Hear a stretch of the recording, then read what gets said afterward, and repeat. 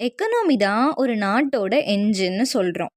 People work பண்றாங்க. அதாவது அவங்க நாட்டுல இருக்க ரிசோர்ஸஸ பெட்டரா யுட்டிலைஸ் பண்ணி கூட்ஸ் அண்ட் சர்விசஸ் புரொடக்ஷன் அப்படின்றது நடக்குது. அதுக்காக ஒரு பர்ட்டிகுலர் அமௌண்ட் ஆஃப் இன்கம் அப்படின்றது ஜெனரேட் ஆகும். அத வச்சு அந்த நாட்டு மக்கள் அவங்களோட லைஃப் ஸ்டாண்டர்ட் வாழ்வாதாரத்த உயர்த்திப்பாங்க. இத பொறுத்தே ஒரு நாடு டெவலப்ட் ஆர் அண்டர் டெவலப்ட் அப்படின்ற ஸ்டேட்டஸ்குள்ள நம்ம கொண்டு வரோம். வேர்ல்ட் வார்க்கு முன்னாடி சுமார் ஒரு 1935, 45 டைம்லலாம் ரிச் நேஷன், புவர் காலனிஸ் அப்படி தான் பிரிஞ்சிருந்தாங்க. எக்கனாமிக் ஸ்டடீஸ் அப்படின்னாலே டெவலப்டு கண்ட்ரீஸ் பத்தி தான் இருக்கும். லைக் யுஎஸ்ஏ, ஜெர்மன், பிரிட்டன் பத்தி. அப்போ இண்டஸ்ட்ரியல் growth அண்ட் ட்ரேட் பத்தி தான் பேசிட்டு இருந்தாங்களே ஒழிய, பாவர்ட்டிய குறைக்கணும் அப்படின்னே அவங்க திங்க் பண்ணல. அப்போ Asia, Africa, Latin American countries இப்போ குளோபல் சவுத்ன்னு சொல்லக்கூடிய நேஷன்ஸ் எல்லாமே காலனிஸா தான் இருந்துட்டு இருந்தாங்க. அண்ட் ரா மெட்டீரியல் ப்ரொடியூசராகவும் இல்லை ஃபினிஷ்டு கூட்ஸை இறக்குமதி பண்ணுற இடமாவும் தான் இருந்துட்டு இருந்தாங்க. வேர்ல்டு வார் டூக்கு அப்புறம் இண்டிபெண்டன்ஸ் கிடைச்சாலுமே பாவர்ட்டின்றது அதிகமாக தான் இருந்துச்சு. அன்எம்ப்ளாய்மெண்ட் ரேட் அதிகமாக இருந்துச்சு. இண்டஸ்ட்ரியலைசேஷன்றது பெருசாக கிடையாது. இல்லிட்ரேஸ்னு சொல்லக்கூடியவங்க, படிப்பறிவு இல்லாதவங்க அதிகமாக இருந்துட்டு இருந்தாங்க. அப்போ தான் எக்கனாமிஸ்ட் எல்லாமே நம்ம கண்ட்ரியை டெவலப் பண்ணணும்னு யோசிக்கிறாங்க. இந்த எக்கனாமிக் டெவலப்மெண்ட்ன்ற கான்செப்டே உருவாகுது. காலனி நாடுகள்ல அண்டர் டெவலப்டு நேஷன்ஸ்ன்னு சொல்கிறதுக்கு ரீசன் இருக்குது. அந்த கண்ட்ரீஸ் கிட்ட பெர் கேபிட்டா இன்கம் அப்படின்றது கம்மியாக இருக்கும். பாப்புலேஷன் லெவல் அதிகமாக இருக்கும். இண்டஸ்ட்ரி பேஸ்ன்னு நம்ம பார்க்கும்போது பெருசாக இருக்காது. அண்ட் மோர் ஓவர் அவங்க எல்லாருமே அக்ரிகல்ச்சரை பேஸ் பண்ணி எக்கனாமியாக தான் இருந்துட்டு இருந்தாங்க. இன்ஃப்ராஸ்ட்ரக்சருன்றது பெருசாக இருக்கவும் இருக்காது.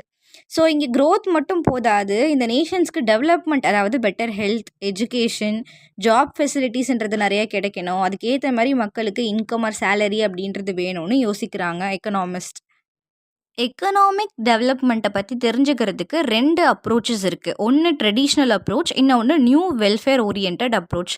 ட்ரெடிஷ்னல் அப்ரோச்சை பொறுத்த வரைக்கும் இது 1970ஸ்க்கு முன்னாடி இருந்த கான்செப்ட்.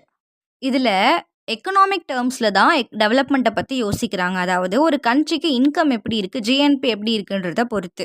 அதிகமாக கூட்ஸ் சர்வீஸ் ப்ரொடியூஸ் பண்ணும் போது அதிகமான இன்கம்ன்றத ஏர்ன் பண்ணுவாங்க. அதனால டெவலப்மெண்ட் கிடைக்கும்னு நம்புகிறாங்க. இங்கே அக்ரிகல்ச்சரை விடவே இண்டஸ்ட்ரியலைசேஷனுக்கு அதிகமான முக்கியத்துவம் கொடுக்குறாங்க. அதுவே பாவர்ட்டியை குறைக்கும் அப்படின்னு நம்புனாங்க. எக்ஸாம்பிளுக்கு நம்ம இன்இக்வாலிட்டிஸ் இருந்தபோதும் இண்டஸ்ட்ரியலைசேஷன்னால பிரிட்டன் அண்ட் யுஎஸ்ஏ மாதிரியான கண்ட்ரீஸ் டெவலப்டு நேஷன்ஸாக மாறியிருக்கு அப்படின்றத நம்ம பார்க்குறோம். இதுவே நியூ ஓரியன்ட் அப்ரோச்சில் பார்க்கும்போது இன்கம் மட்டும் போதாது, பாவர்ட்டி, அன்எம்ப்ளாய்மெண்ட், இன்இக்வாலிட்டியும் குறைக்கணும். அப்போ தான் ரியல் டெவலப்மெண்ட்ன்றது கிடைக்கும் அப்படின்னு எக்கனாமிஸ்ட் நம்புகிறாங்க. ஸோ எக்கனாமிக் டெவலப்மெண்ட் அப்படின்னும் போது எக்கனாமிக் க்ரோத்தும் வேணும், அது கூட ஹியூமன் வெல்ஃபேரும் வேணும் அப்படின்னு நம்புனாங்க. இதையே தான் மைக்கேல் டோட்ரோவும் சொல்கிறாரு. அதாவது டெவலப்மெண்ட் அப்படின்றது மல்டி டைமென்ஷனலாக இருக்கணும் அப்படின்ற மாதிரி. ஸோ முன்னவே சொல்லும் போது அண்டர் டெவலப்மெண்ட் கண்ட்ரீஸ் அப்படின்னாலே அவங்க மோஸ்ட்லி ப்ரைமரி செக்டர்னு சொல்லக்கூடிய அக்ரிகல்ச்சரை தான் பேஸ் பண்ணி இருப்பாங்க. பெர் கேபிட்டா இன்கம்ன்றது லோவாக இருக்கும், பாவர்ட்டி இருக்கும், இன்இக்வாலிட்டி இருக்கும், அண்ட் பாப்புலேஷன் ரேட்டுன்றது ரொம்பவே அதிகமாக இருக்கும்.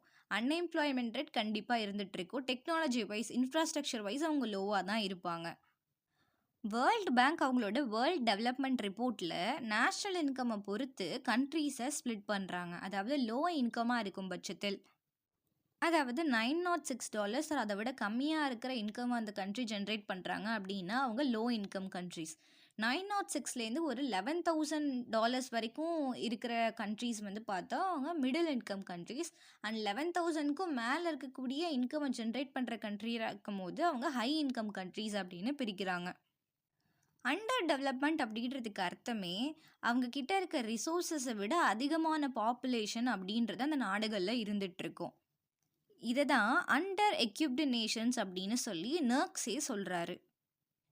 முதல்ல எக்கனாமிக் growth அண்ட் எக்கனாமிக் டெவலப்மெண்ட்னா என்னன்னு பார்க்கணும். டெவலப்மெண்ட்ன்ற வார்த்தை அது எப்படின்னா மோஸ்ட்லி அது வந்து அண்டர் டெவலப்டு நேஷன்ஸ்க்கு சப்போர்ட் பண்ணுற கான்செப்டாக இருக்குது. எக்கனாமிக் growth அப்படின்றது டெவலப்டு கண்ட்ரீஸை சப்போர்ட் பண்ணுற கான்செப்டாக இருக்குன்னு சொல்கிறாங்க. டெவலப்மெண்ட் ஸ்பான்டேனியஸாக நடக்கிறதாகவும் growth அப்படின்றது கிராஜுவலாக நடக்கிறதாகவும் சொல்கிறாங்க. ஸ்கோப் அப்படின்னு பார்க்கும்போது growth அப்படின்னா அதிகமான அவுட்புட்டை கொடுக்கறது. பட் டெவலப்மெண்ட்டுன்னு பார்க்கும்போது அவுட்புட் எஃபிஷியண்ட்டாக இருக்கணும் அப்படின்றத பார்க்குறது. ஒரு சிம்பிளான எக்ஸாம்பிள் சொல்லணும் அப்படின்னா, ஒரு பையன் அவனோட 5 வயசுலேருந்து 10 வயசுக்கு வளருறான். அப்போ என்ன ஆகும் அப்படின்னா அவனோட உடல் பாகு அப்படின்றது வந்து மாறி இருக்கும். அவன் சின்ன வயசுல இருக்கிறத விட ஹைட்டாக மாறி இருப்பான், கொஞ்சம் வெயிட் ஏறி இருப்பான். ஆனால் அவனோட காக்னிசன்ஸ்ன்னு சொல்லக்கூடிய படிப்பறிவு, திறமைகள், திறன்கள் இது எல்லாமே வளர்ந்திருந்தால்தான் அவன் டெவலப்டு மேனாக இருப்பான். நாட் ஜஸ்ட் அவனோட ஹைட்டோ வெயிட்டோ மட்டும் கூட்டினது இல்லாமல் அவனோட அறிவு திறன்ன்றதும் வளர்ந்துருக்கும். இதை தான் நம்ம growth அண்ட் டெவலப்மெண்ட்ன்றதுக்கு பெஸ்ட் எக்ஸாம்பிள். எக்ஸ்டென்ட் ஆஃப் சேஞ்சுன்னு பார்க்கும்போது டெவலப்மெண்ட் பெருசா இல்லை growth பெருசான்னு கேட்கும்போது கண்டிப்பாக டெவலப்மெண்ட் தான் கொஞ்சம் வைடர் கான்செப்ட். எக்கனாமிக் டெவலப்மெண்ட்டை எப்படி மெஷர் பண்ண முடியும்னா நம்மளால் கிராஸ் நேஷ்னல் ப்ராடக்ட்னு சொல்லக்கூடிய இந்திய மக்கள் உள்நாட்டிலோ இல்லை வெளிநாட்டிலோ ப்ரொடியூஸ் பண்ணக்கூடிய கூட்ஸ் அண்ட் சர்வீஸோட மார்க்கெட் வேல்யூவை தான் நம்ம வந்து சொல்லுவோம். அதை வச்சு நம்ம கால்குலேட் பண்ணலாம். ஸோ ஜிஎன்பி அதிகமாக இருக்கும் பட்சத்தில் அந்த நாடு எக்கனாமிக்கலி டெவலப்ட் ஆகிருக்கு அப்படின்னு நம்ம அசியூம் பண்ணிக்கலாம். ஜிஎன்பி பெர் கேபிட்டா அப்படின்னும் போது ஒரு நாட்டில் இருக்க மக்களுக்கு பெர் கேபிட்டா இன்கம்ன்றது ஸ்டெடியாக ஒரு லாங் பீரியடுக்கு இன்க்ரீஸ் ஆகிட்டே இருந்துச்சு அப்படின்னாலும் அந்த கண்ட்ரி எக்கனாமிக்கலி டெவலப்ட் அப்படின்னு நம்ம அசியூம் பண்ணிக்கலாம். அதாவது பாப்புலேஷனை விட அதிகமாக இருக்கணும். வெல்ஃபேர் ஓரியன்ட்னு பார்க்கும்போது எக்கனாமிக் டெவலப்மெண்ட்ன்னும் போது நாட் ஜஸ்ட் இன்கம் மட்டும் இல்லாமல் அவங்களோட health, literacy, standard of living அப்படின்றதும் சஸ்டெயின்டாக இம்ப்ரூவ் ஆகியிருக்கும் பட்சத்தில் அந்த கண்ட்ரியை நம்ம எக்கனாமிக்கலி டெவலப்ட் அப்படின்னு சொல்லலாம். சோஷியல் இண்டிகேட்டர்ஸ்னு பார்க்க முடியும் போது மக்களுக்கு பேசிக் நீட்ஸ்ன்னு சொல்லக்கூடிய health, education, food, water, sanitation மாதிரியான இம்பார்ட்டன்ட் விஷயம் எல்லாமே பேக்வேர்ட் பீப்புள்லேருந்து அப்வேர்டில் இருக்கவங்க எல்லாருக்கும் ஈக்குவலான அமௌண்ட்டில் பேசிக்காக கிடச்சிருக்கணும். அப்படி இருக்கும் பட்சத்தில் அந்த நாடை நம்ம எக்கனாமிக்கலி டெவலப்டுன்னு சொல்லலாம்னு சொல்கிறாங்க. இதுக்கான ஃபேக்டர்ஸ் ஏதாவது காரணிகள் என்னென்ன அப்படின்னு நம்ம பார்க்கும்போது எக்கனாமிக் காரணிகளும் இருக்குது, நான் எக்கனாமிக் காரணிகளும் இருக்குது. எக்கனாமிக் ரீசன்ஸ்னால் நேச்சுரல் ரிசோர்ஸஸாக இருக்கலாம். ஸோ ஒரு நாட்டில் நேச்சுரல் ரிசோர்ஸஸ்ன்ற இயற்கை வளங்கள் அதிகமாக இருக்கும் பட்சத்தில் இண்டஸ்ட்ரியலைசேஷனாக இருக்கட்டும், அக்ரிகல்ச்சராக இருக்கட்டும், growth பொட்டன்ஷியல் அப்படின்றது அதிகமாக இருக்கும். ஆனால் ரிசோர்ஸஸ் மட்டும் இருந்தால் போதாது, அதை எப்படி நம்ம எஃபெக்டிவாக யூஸ் பண்ணணும் அப்படின்றது தெரிஞ்சிருக்கணும். உதாரணத்துக்கு நம்ம ஜப்பான் எடுத்துக்கிட்டோம்னா அவங்கக்கிட்ட ரிசோர்ஸஸ் அதிகமாக கிடையாது, ஆனால் அவங்களுக்கு டெக்னிக்கல் சப்போர்ட் அப்படின்றது உண்டு, ஸ்கில்டு லேபர் ஃபோர்ஸ்ன்றது அதிகமாக இருக்காங்க. அதனால் அவங்க சீக்கிரமாகவே டெவலப் ஆகிட்டாங்க. At the same time use பண்ணக்கூடிய ரிசோர்ஸ் அப்படின்றது சரியான குவாலிட்டியில் இருக்கணும். அப்போ தான் ஈஸியாக நம்மளால் ப்ரொடியூஸ் பண்ண முடியும். அது போக சஸ்டெயினபிள் யூசேஜை நம்ம கண்டிப்பாக பார்க்கணும். அப்போ தான் லாங் டேர்மில் ஃப்யூச்சரில் இருக்கவங்களுக்கு அது வந்து அவைலபிலிட்டியாக இருக்கும். கேபிட்டல் ஃபார்மேஷனாகவும் இருக்கலாம். கேபிட்டல்ஸ் அப்படின்னும் போது கேபிட்டல் அசட்ஸ்ன்னு சொல்லக்கூடிய மெஷின்ஸ், ஃபெசிலிட்டிஸ், டிரான்ஸ்போர்ட்ஸ், பவர் அதுவாக இருக்கலாம். அதை உருவாக்குறது, அது போக அதை செட் பண்ணுறது. ஸோ ப்ரொடக்ஷன் அப்படின்றது ஈஸியாக நடக்கும். அது மூலமாக இன்கம் ஜென்ரேஷன் அப்படின்றது அதிகமாக நடக்கும். பேசிக்கலி இதுக்கு சேவிங்ஸ் அண்ட் இன்வெஸ்ட்மெண்ட்ஸ் தான் தேவை. இது போக வேலை வாய்ப்பும் இதனால் உருவாகும், இண்டஸ்ட்ரியலைசேஷனும் டெவலப் ஆகும், எக்கனாமியும் டெவலப் ஆகும். எக்ஸாம்பிளுக்கு இப்போ ரீசெண்டாக ஃபார்ட் வந்து 3250 crores வந்து இன்வெஸ்ட் பண்ண போகிறாங்க தமிழ்நாட்டில், அகெயின் சென்னையில் அப்படின்னு பார்த்தோம். இதுக்கு இது ஒரு பெஸ்ட் எக்ஸாம்பிள். சைஸ் ஆஃப் மார்க்கெட்னு பொறுத்தவரையில் நம்ம டிமாண்ட் அதிகரிக்கும் போது அந்த பொருளை நம்ம வேறு வேறு இடங்களில் விற்பனை பண்ணுறது அப்படின்றத செஞ்சாகணும். நிறைய அந்த மாதிரியான இடங்களில் பிஸ்னஸ் பண்ணுறப்போ கண்டிப்பாக நமக்கு இன்னோவேட்டிவ் ஐடியாஸ் அப்படின்றது கிடைக்கும், இன்வெஸ்ட்மெண்ட்டை நிறைய அட்ராக்ட் பண்ணும், அதனால் இன்கம் அப்படின்றது ஜென்ரேட் ஆகும். வளர்ந்த நாடுகள்னு சொல்லக்கூடிய டெவலப்டு கண்ட்ரீஸ் இதனால தான் மற்ற கண்ட்ரீஸில் அவங்களோட பிஸ்னஸ் ஐடியாஸை எக்ஸ்பேண்ட் பண்ணுறாங்க. இந்தியாவை பொறுத்த மட்டில் மிடில் கிளாஸ் டிமாண்ட் அப்படின்றது நிறையா இருக்குது, அர்பனைஸ்ட் லைஃப்ன்றது கொஞ்சம் இருக்குது. இதனால் வேர்ல்டுலே நம்ம செகண்ட் லார்ஜஸ்ட் கன்சியூமர் மார்க்கெட்டாக 2030 மாறிட போகிறோம்னு நம்புகிறோம். இதனால் $4.3 trillion வரைக்கும் இந்தியாவுக்குள்ளே வரும். ரீசெண்டாக ஸ்வதேசி கேம்பெயின் பற்றி பேசிகிட்டு இருக்காங்க. அதனால் டொமஸ்டிக் டெக்ஸ்டைல் மார்க்கெட்னு சொல்லக்கூடியது இம்ப்ரூவ் ஆகும். ஸோ ஒரு $250 billion வரைக்கும் 2030 இந்தியாவுக்குள்ளே வரத்துக்கு சான்சஸ் இருக்குது. வேறு சில எக்ஸாம்பிள்ஸ்னு பார்க்கும்போது டெஸ்லா மும்பையில் அவங்களோட ஒரு பிரான்ச்சை ஓப்பன் பண்ணியிருக்காங்கன்றதை நம்ம பார்த்துட்ருக்கோம். இது போக டொயோட்டோ, சுசுகி அண்ட் ஹோண்டா மாதிரியான கண்ட்ரீஸ் ஓட ப்ராடக்ட் வந்து இந்தியாவில் வந்து நிறையா இன்வெஸ்ட் பண்ணிகிட்ருக்காங்க. இதனால் கிட்டத்தட்ட ஒரு $11 billion வரைக்கும் இந்தியாவுக்குள்ளே வந்திருக்கு. இவங்க கார் மேனுஃபேக்சரிங் மட்டும் இல்லாமல் இவி அண்ட் அதர்ஸ் ரிலேட்டடான R&Dயில் கூட இன்வெஸ்ட்மெண்ட் பண்ணுறாங்க. எஸ்ஐபி லேப்ஸ்ன்னு சொல்லக்கூடியவங்க அவங்களும் பெங்களூரில் அவங்களோட பிரான்ச்சை ஒன்று கொண்டு வந்திருக்காங்க. அது ஒரு 1800 crore இன்வெஸ்ட்மெண்ட்டை வந்து பூஸ்ட் பண்ணியிருக்கு. இது இல்லாமல் கூகுள் அவங்களோட ஏஐ ஹப்பை அனந்தா கேம்பஸை வந்து பெங்களூரில் ஓப்பன் பண்ணியிருக்காங்கன்றதை பார்க்குறோம். ஸ்ட்ரக்சர் ஆஃப் எக்கனாமி அப்படின்னு பார்க்கும்போது அந்த ஒரு செக்டார் எடுத்துக்கிட்டோம் அப்படின்னா, அதில எம்ப்ளாய்மெண்ட்டும் சரி, நேஷனல் இன்கமும் சரி, ஒரு மாதிரியான கான்ட்ரிபியூஷன ஜிடிபிக்கு குடுத்துட்ருக்கும். அத பொறுத்து எக்கனாமி டெவலப்மெண்ட் அப்படின்றது நடக்கும். அக்ரிகல்ச்சர் செக்டர பொறுத்தவரைக்கும் low income R low productivity அப்படின்றது தான் இருந்துட்டுருக்கும். அதனால நம்ம சர்விஸ் பேஸ்ட் செக்டர் தான் ஃபோக்கஸ் பண்றோம். அது மூலமா ஜிடிபி குரோத்ன்றது நமக்கு கிடைக்கும் அப்படின்னு நம்புறோம். இந்தியாவ பொறுத்தவரைக்கும் நமக்கு தெரியும் சர்விஸ் செக்டார்ல தான் ஜிடிபி கான்ட்ரிபியூஷன்றது அதிகம்னு சொல்லி. ஆனா ரீசென்ட் டைம்ல நம்ம ரிப்போர்ட்ஸ பார்த்தோம் அப்படின்னா, சர்விஸ் செக்டார்லேருந்துன்ற கான்ட்ரிபியூஷன் ஸ்லோ டவுன் ஆயிட்டுருக்கு அப்படின்ற மாதிரி. கிட்டத்தட்ட ஒரு 17 ஸ்டேட்ஸ் இன் இந்தியா சர்விஸ் செக்டார்ல எம்ப்ளாய்மெண்ட்ட குறைஞ்சிருக்கு அப்படின்ற மாரி 2020 டூ 2024ல நடந்திருக்கா ரிப்போர்ட் சொல்லியிருக்காங்க. இதுக்கு ரீசன் ஏஐ ட்ரிவன் ப்ராப்ளம்ஸ் அப்படின்ற மாரி சொல்றாங்க. அப்ப அதுக்கு சூட் ஆகுற மாதிரியான பாலிசிஸ் ஆர் ஸ்டெப்ஸ வந்து கவர்மெண்ட் வந்து கண்டிப்பா கொண்டு வரணும். அதுக்கு இன்னோவேட்டிவான டிஜிட்டல் டெக்னாலஜி, அதுக்கேத்த மாரி ஸ்கில் டெவலப்மெண்ட் நமக்கு தேவைப்படும். இது போக இந்த 17 ஸ்டேட்ஸ்ல என்ன ரீஜனல் டிஸ்பாரிட்டின்றத அனலைஸ் பண்ணி, அங்க என்ன செக்டர பூஸ்ட் பண்ண முடியுமோ பூஸ்ட் பண்றதுனால, அங்க ஜிடிபி கான்ட்ரிபியூஷன்றத நம்ம அதிகப்படுத்த முடியும். ஃபினான்ஷியல் சிஸ்டம்ன்ட்டு பார்க்குறப்போ, banking R financial insurance systems நல்லா இருக்கணும் ஒரு கண்ட்ரிக்கு. ஸோ சேவிங்ஸை கரெக்டாக சேனலைஸ் பண்ணணும். அப்போது எந்த பிரான்ச்சில் நம்ம அதிகமாக, அதாவது எந்த செக்டாருக்கு அதிகமான இன்வெஸ்ட்மெண்ட் வந்து கொண்டு போகணும் அப்படின்றது நமக்கு ப்ராப்பராக தெரியும். இதனால் ஆண்டர்ப்ரெனர்ஷிப் சப்போர்ட்டும் நமக்கு அதிகமாக இம்ப்ரூவ் ஆகும். மார்க்கெட்டபிள் சர்ப்ளஸ் அப்படின்னு பார்க்குறப்போ, இது நம்ம ஃபார்ம் செக்டாரில் எடுத்துப்போமே. ஒரு ஃபார்மர் இருக்காரு அப்படின்னா, அவருக்கு தேவையான ப்ரொடக்ஷன் போக விற்பனைக்கு போறது அப்படின்ற ப்ராடக்ட் இருக்கும் இல்லையா? அத வந்து அவர் அதிகப்படுத்தணும். அப்போ என்ன ஆகும் அப்படின்னா, அக்ரிகல்ச்சர் செக்டார் போக மத்த செக்டார்ல வொர்க் பண்றவங்களுக்கும் ஃபுட் செக்யூரிட்டி அப்படின்றது கரெக்ட்டா இருக்கும். அவங்களுக்குமே பர்ச்சேசிங் பவர் ஆர் எம்ப்ளாய்மெண்ட் அப்படின்றது கொஞ்சம் அதிகரிக்கும். ஃபாரின் ட்ரேட தான் நம்ம வந்து குரோத் என்ஜின் அப்படின்ற மாதிரி சொல்றோம். பேலன்ஸ் ஆஃப் ட்ரேட் பண்ணணும். அதாவது நமக்கு தேவையான பொருள் நம்மகிட்ட இல்லாத போது அதை நம்ம இம்போர்ட் பண்ணணும். சர்ப்ளஸாக இருக்குது, நிறையா இருக்குது அப்படின்னும் போது அந்த பொருளை நம்ம எக்ஸ்போர்ட் பண்ணலாம். இதனால என்ன நடக்கும் அப்படின்னா, ஃபாரின் கரன்சி அப்படின்றது இந்தியாக்குள்ளே வரும். அது போக அந்த நாட்டில் எந்த நாட்டிலே நம்ம வாங்குகிறோமோ அந்த நாட்டோட டெக்னாலஜி, அந்த நாலேஜ் நமக்கு கிடைக்கும். ஒரு ப்ராப்பரான எக்ஸ்சேஞ்ச் ரேட்டை வந்து நம்மளால் மெயின்டைன் பண்ண முடியும்.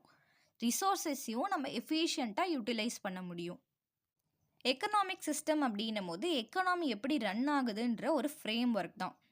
அதாவது எப்படி டிஸ்ட்ரிபியூஷன் நடக்குது, ப்ரொடக்ஷன் நடக்குது, கன்சப்ஷன் நடக்குது அப்படின்றத பற்றி நம்ம தெரிஞ்சுப்போம். இதில் சில டைப்ஸ் இருக்குது. லைக் மிக்சட் எக்கனாமின்னு சொல்கிறோம், சோஷியலிஸ்ட் எக்கனாமின்னு சொல்கிறோம், மார்க்கெட் ஆர் கேபிட்டலிஸ்ட் எக்கனாமி அப்படின்னு சொல்கிறோம். இதை பொறுத்து டெவலப்மெண்ட் ஸ்பீடாக நடக்குமா, ரிசோர்ஸஸ் எப்படி யூட்டிலைஸ்ட் ஆகுது எஃபிஷியண்ட்டாக அப்படின்றதெல்லாம் நம்ம தெரிஞ்சுக்க முடியும். நான் எக்கனாமிக் ஃபேக்டர்ஸ்ன்னு பார்க்கும்போது முதல்ல நம்ம ஹியூமன் ரிசோர்ஸஸ் தான் பார்க்கணும்.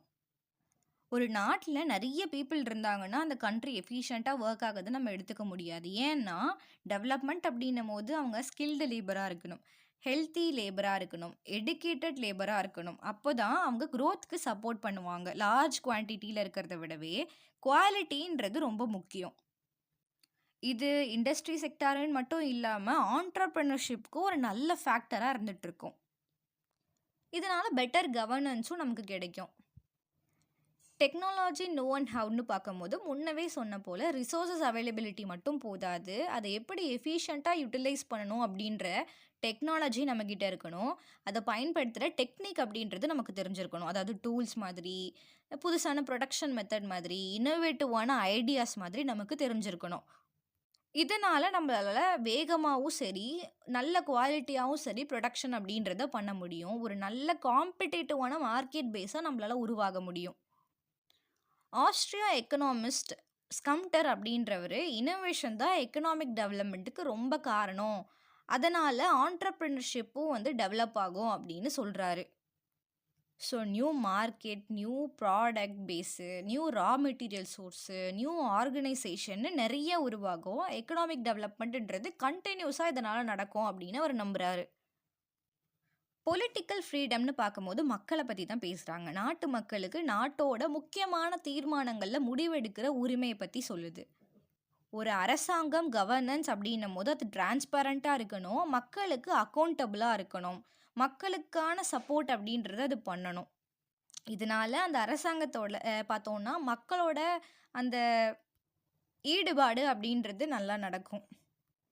சோஷியல் ஆர்கனைசேஷன்னு பார்க்கும்போது நம்ம தான் சொசைட்டி, நம்ம ஃபேமிலியாக இருக்கோம், ஒரு எஜுகேஷன் இன்ஸ்டிடியூஷனா இருக்கும், ரிலீஜியஸ் குரூப்பா இருக்கும், ட்ரேட் யூனியன்ஸா இருக்கும், கோஆப்பரேட்டிவ்ஸா இருக்கும், இல்லன்னா என்ஜிஓஸா இருந்துட்டுருக்கும்.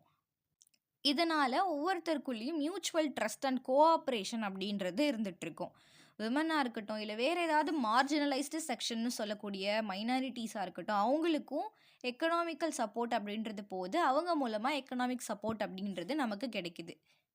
இந்தியால இருக்கக்கூடிய செல்ஃப் ஹெல்ப் குரூப் தான் இதுக்கு ஒரு பெஸ்ட் எக்ஸாம்பிள். இது போக கோஆப்பரேட்டிவ்ஸ் இருக்காங்க. ரூரல்ல வந்து விமென்க்கும் சரி, ஃபார்மர்ஸ்க்கும் சரி இன்கம் ஜெனரேட் பண்றதுக்கு அவங்க நல்லா சப்போர்ட் பண்ணிட்டு இருக்காங்க.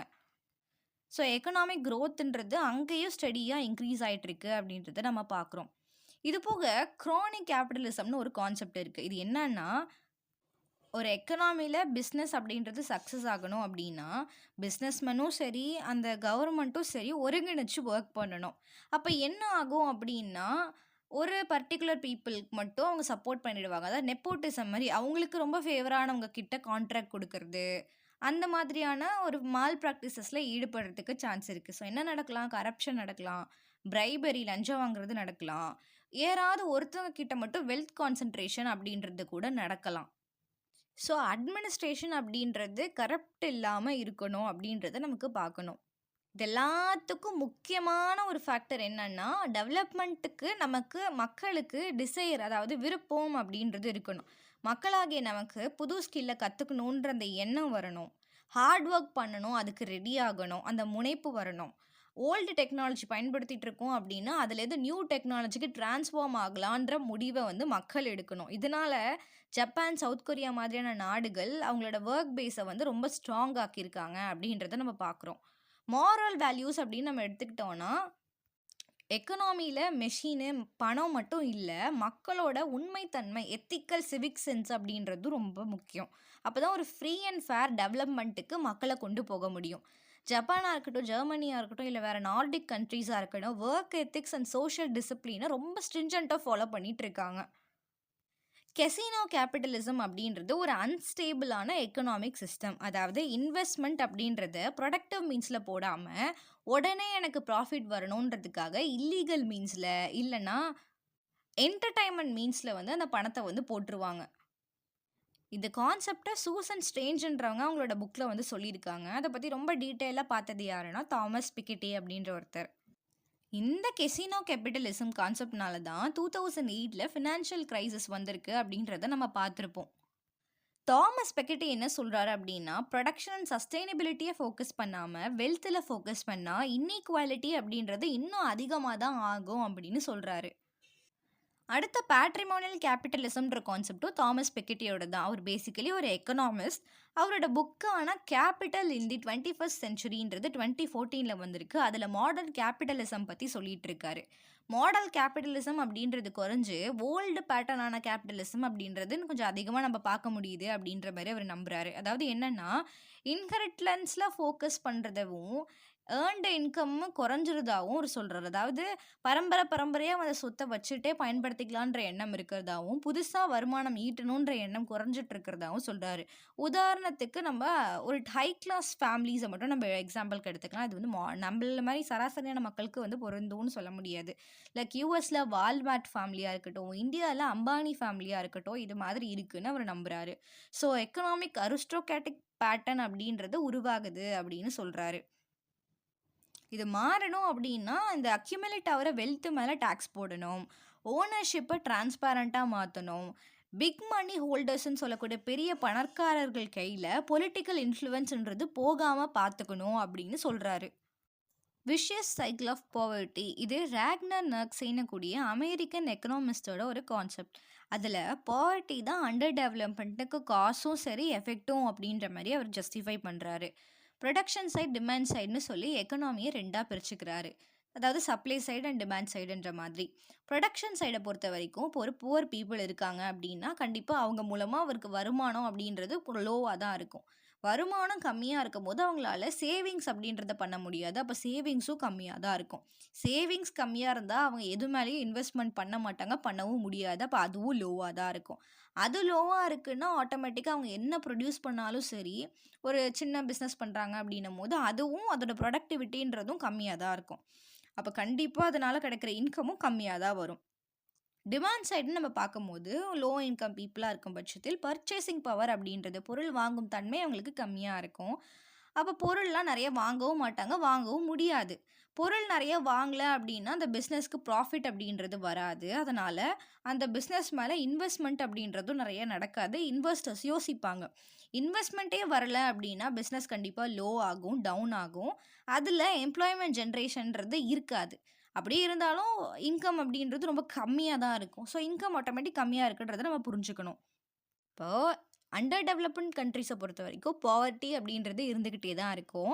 இந்த லோ இன்கம் சைக்கிள் லூப்ல ரன் ஆகும். இதை தான் நம்ம விசியஸ் சைக்கிள் ஆஃப் பாவர்ட்டி அப்படின்ற மாதிரி சொல்கிறோம். ஸோ நர்க்ஸை என்ன சொல்கிறார் அப்படின்னா, இந்த சைக்கிளை உடைக்கணும் அப்படின்னா இந்த கண்ட்ரீஸில் கேபிட்டல் ஃபார்மேஷன், அதாவது மூலதன உருவாக்கம்ன்றது நிறைய நடக்கணும். அதை கவர்மெண்ட் பண்ணணும்னு சொல்கிறாரு. இண்டஸ்ட்ரீஸ் மேலே, எஜுகேஷன் மேலே, இன்ஃப்ராஸ்ட்ரக்சர் மேலே கவர்மெண்ட் போடணும். அதுபோக சேவிங்ஸ்ன்ற கான்செப்ட், பணத்தை வந்து சேமிக்கணுன்றதை ஊக்குவிக்கணும். ஆன்ட்ரப்ரனர்ஸ்னு சொல்லக்கூடியவங்க தானாக வந்து இன்கம் போட்டு பிஸ்னஸ் பண்ணுறவங்க, குட்டி பிஸ்னஸ்லாம் பண்ணுறவங்க வந்து நிறையா உருவாகணும். பாசிபிள் ஆச்சு அப்படின்னா நிறைய ஃபாரின் இன்வெஸ்ட்மெண்ட்ஸை அட்ராக்ட் பண்ணணும். இது மூலமாக கவர்மெண்ட் வந்து டெவலப்மெண்ட் பிளான்ஸு நிறைய கொண்டு வரணும். So investment, savings, productivity, income altogether வந்து அதிகப்படுத்தணும். அதுக்கு அந்த நாட்டில் சஃபிஷியண்ட்டான ஃபிசிக்கல் அண்ட் ஹியூமன் கேபிட்டல்ஸ் தேவை. அதனால பேலன்ஸ்டு க்ரோத்துன்றது கிடைக்கும். டிமாண்ட் சைடும் சரி, சப்ளை சைடும் சரி 2மே வளரும் அப்படின்னு நம்புறாரு.